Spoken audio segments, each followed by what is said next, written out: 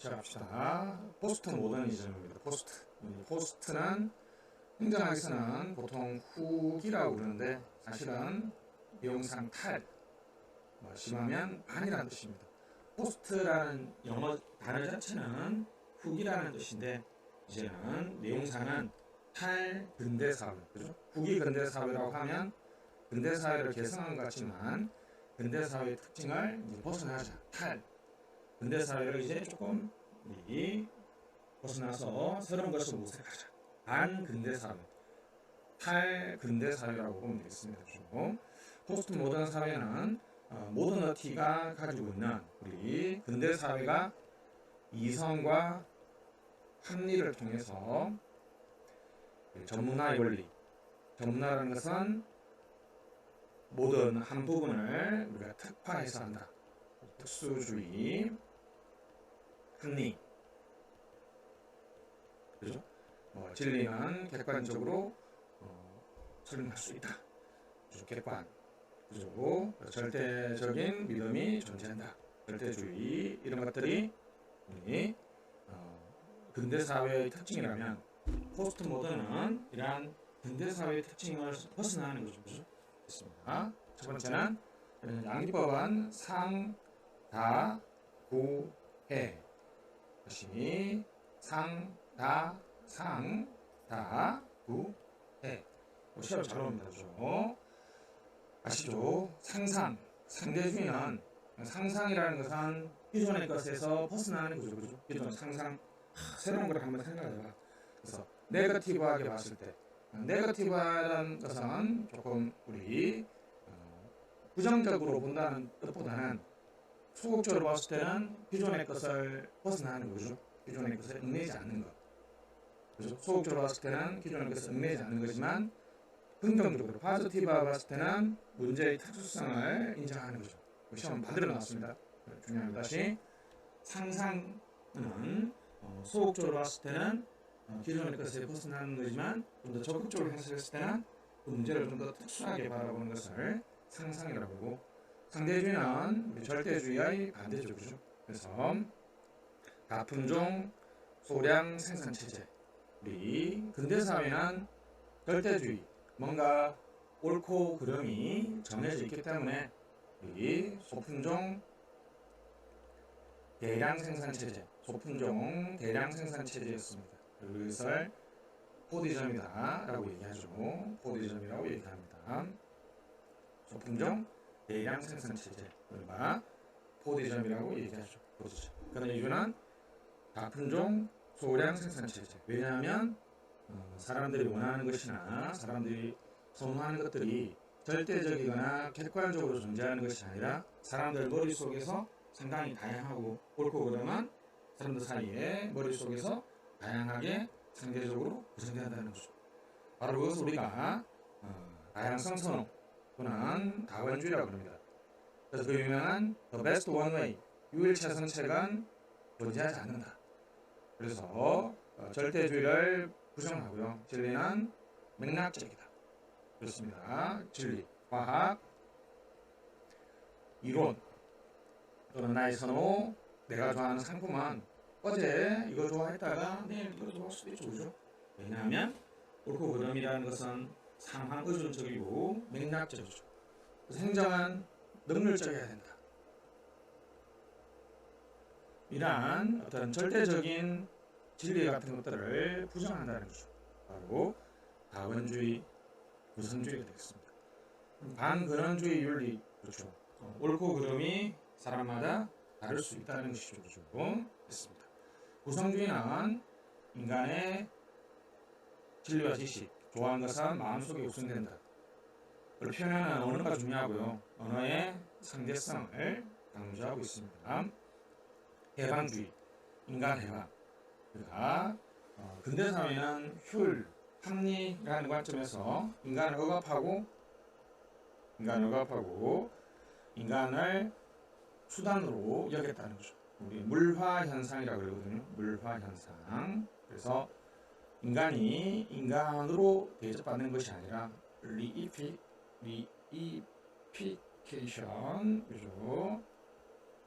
인간을 둘러싸고 있는 많은 어떤 규칙, 관습, 규정 등에서 벗어나서 인간이 인간으로 대접받을 수 있어야 된다. 이거 바로 인간해방. 그래서 반려제는 인간 억압의 도구다. 그렇죠. 규칙과 규정만을 강조하죠. 그렇죠? 탈관료제를 강조합니다. 방금 말했던 것처럼 행정이 능률적이어야 된다는 것은 어떤 절대적이고 이성과 합리에 의존한 것이지만 상황 의존적으로 행정이 꼭 능률적이어야 되냐 이것들을 부정한다는 것이죠. 뭔가 근본적인 신랄은 믿음, 우리가 좋은 대학 가고 빨리 결혼해서 애 낳고 살아야 된다는 그런 우리가 우리 사회에 있는 신화 같은 것들은 인간을 억압하는 규범과 관습이라는 거죠. 그런 것에서 벗어나야 된다는 것을 강조하고 있습니다. 그래서 방금 봤던 것처럼 모더너티, 분화, 이성, 특수, 전문, 인권, 절대주의, 획일주의, 소품종, 대량 생산체제 요거하고 포스트 모던, 상다구회 이걸 구분하는 것이 시험에 많이 옵니다. 이렇게 보시고 이러한 포스트 모던에 부합하는 행정은 판만은 기존의 관료제의 방식에서 벗어나자 이른바 반관료제를 주장했고요. 우리 팍스와 밀러는 담론을 통해서 행정을 운영하자는 담론 이론을 주장하고 있습니다. 팍스와 밀러의 반관료제 이론은 국민을 인식적 타자, 즉 인식의 대상, 저기 존재하는구나 인식의 대상으로 본다는 거죠. 왜냐하면 여기에 존재하는 30대 기혼자 자녀 한 명은 A라는 서비스를 제공해야 될 대상이죠. 근데 상대주의와 구성주의에 의하면 포스트 모던에 의하면 사람들은 똑같은 30대 기혼자 자녀가 있더라도 그 사람들이 원하는 것은 구성적이고 상대주의에 따라서 다르다는 거죠. 그러면 여기에 서비스 공급 대상이 있다라는 인식의 대상이 아니라 이제 도덕적 타자, 섬기고 대화의 대상이라는 거죠. 그래서 인식적 타자가 아니라 중요하죠. 무슨 타자? 도덕적 타자. 그래서 도덕 타자. 국민의 참여와 진실한 담론을 통해서 그 사람들이 무엇을 원하는지를 파악해내야 된다. 그 사람들이 무엇을 원하는지를 파악해야 된다는 것이 바로 도덕적 타자. 그렇습니다. 그래서 도덕적 타자로 인정하면 그 사람들하고 진지하고 진실한 대화가 필요하죠. 무엇을 좋아하시고 행정에 무엇을 원하세요. 그래서 행정은 이제 진정한 담론의 장소가 되어야 된다. 의사소통 왜곡이나 불균형을 없애야 된다. 적극적인 시민 참여를 강조하죠. 그래서 진지하고 상황적 합적 의도, 자발적 관심, 실질적 기여, 의사소통적 합리성이 있는 그러한 대화를 통해서 국민들이 무엇을 원하는지를 알아야 된다는 것이죠. 자, 그래서 너무 많은 사람의 담론도 좀 바람직하지 않고요. 너무 적은 사람 담론도 바람직하지 않고 이른바 적정수 담론. 적정수 담론이 가장 바람직하다라고 얘기했습니다. 그래서 포스트 모던의 시험에 잘 나옵니다. 그죠?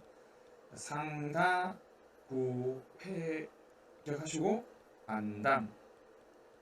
상다, 구, 회, 안담. 상상, 상대주의, 다양성 선호,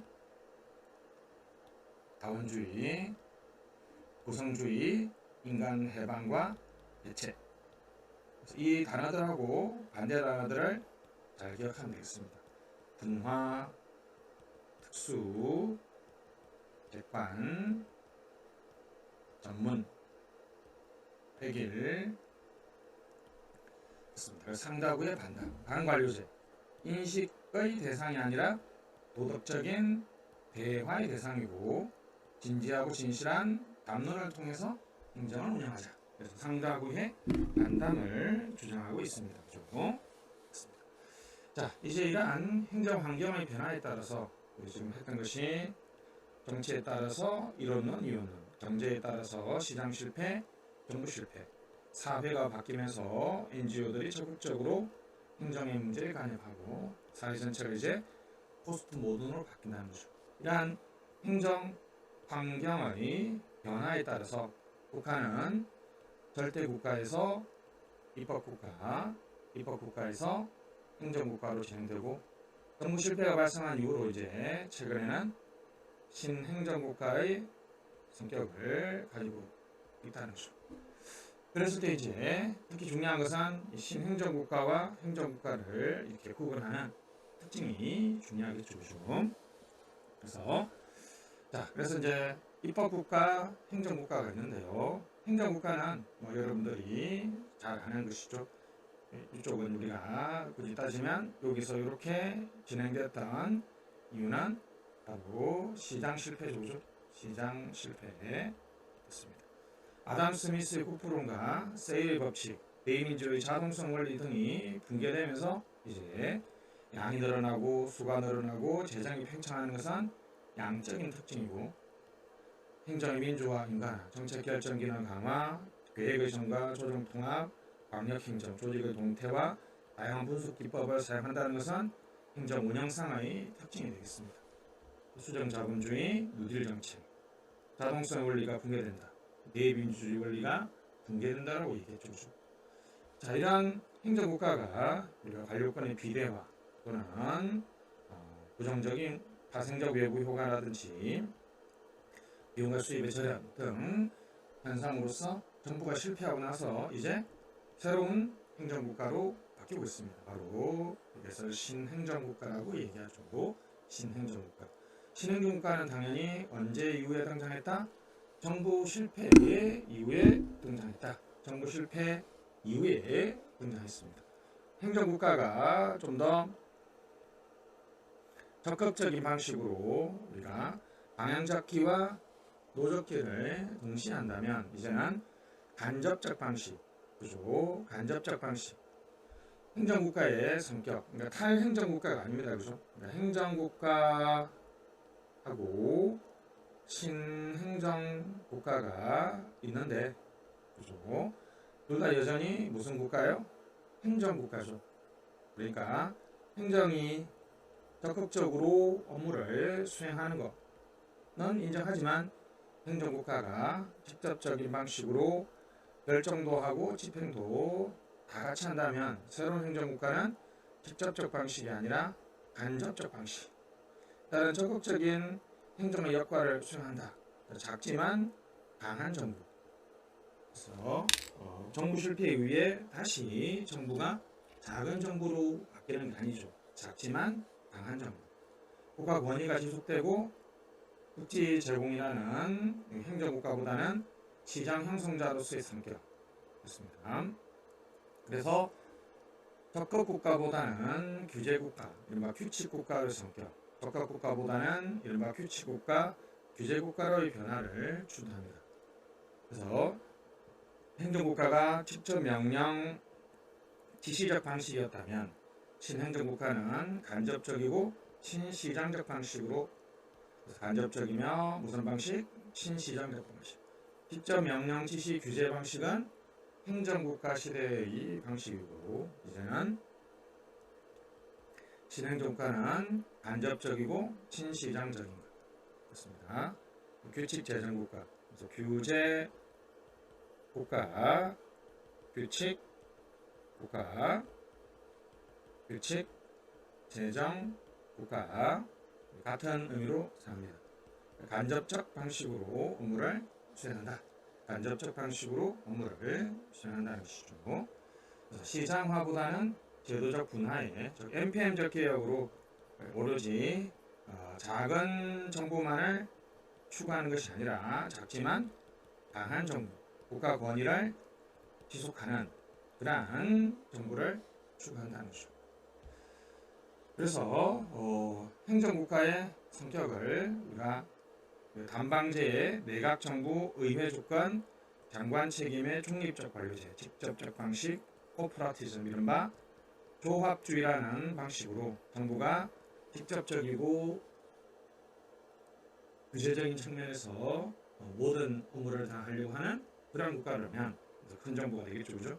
이런 국가가 아니라 이제 연공 핵심, 정부는 이제 간접적으로 이 기획이나 조정의 역할에 집중하고 다른 기령들은 이렇게 외부로 방출되면서 여러 행위자들의 연계망을 통해서 행정을 제공한다. 그러니까 국가 기능이 외부로 방출되겠죠.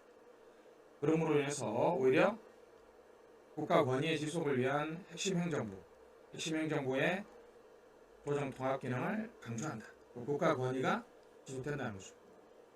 이러한 수행 방식은 우리 가버넌스, 뉴 가버넌스적인 방식이죠.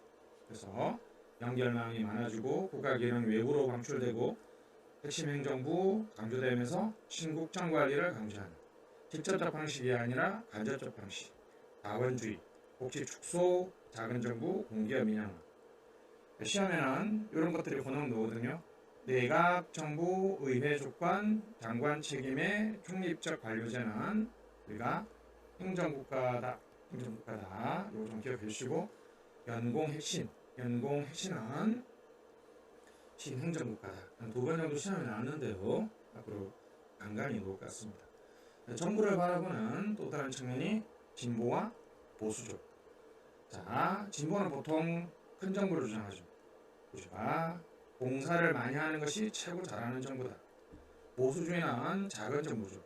필요하고로서의 정부, 세소 정부가 최선의 정부다. 필요선으로서의 정부. 루소적 인간, 흡수적 인간, 만일에 대한 투쟁 형태. 그렇기 때문에 이러한 인간관에서는 국가가 나서서 사회 질서를 유지해야 된다는 거죠. 협력을 한다. 왜냐하면 사람들은 성설이죠. 서로 협력하고서 살아날 수 있다. 여기는 흡수적 인간과는 삼각설이죠. 그래서 진보는 국가에 의한 자유. 만약에 30만 원밖에 못 버는데 여기서 정부가 40만 원을 공적 부조를 하면 훨씬 더 경제적 자유가 높아지겠죠. 우리 사회 복지를 통해서 국가가 개인을 좀 더 자유롭게 살게 해준다. 국가에 의한 자유. 국가로부터의 자유. 사생활이라든지 직업 선택이라든지 출판의 자유라든지 국가의 간섭을 받지 않을 것이다. 국가로부터의 자유를 강조하죠. 됐습니다. 자, 요 보수는 자유시장은 아예 오류가 없다라고 믿고 있습니다. 그러니까 시장에 그냥 맡기면 되고 정부가 개입하면 인간이 악한 존재이기 때문에 오히려 더 정부 실패가 더 커질 수 있다고 주장하지만 진보는 원래 자유시장의 잠재력은 인정하지만 그러나 시장의 결함도 있다. 여기는 시장 결함 자체를 없다. 시장 실패가 발생할 수 있다.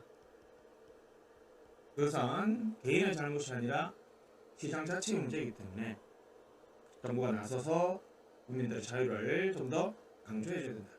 그래서 소외 집단에 대한 정책을 찬성하지만 여기는 반대하죠. 소득재 분배를 찬성하지만 반대하고 여기는 다른 것은 다르게, 그죠? 다른 것은 다르게. 소외 집단, 예를 들면 장애인이나 사회적 약자를 위한 우선 채용 같은 경우는 장애인하고 일반인을 다르게 대우하는 거죠, 그죠? 장애인과 일반인을 다르게 대우하는 거니까 이쪽은 수직적 공평성을 강조하고 여기는 같은 인간이면 똑같이 대우해야 된다. 같은 것은 같게 1인 1표 모든 사람들은 하나의 표를 가져야 된다. 이는 수평적 공평성이죠. 됐습니다.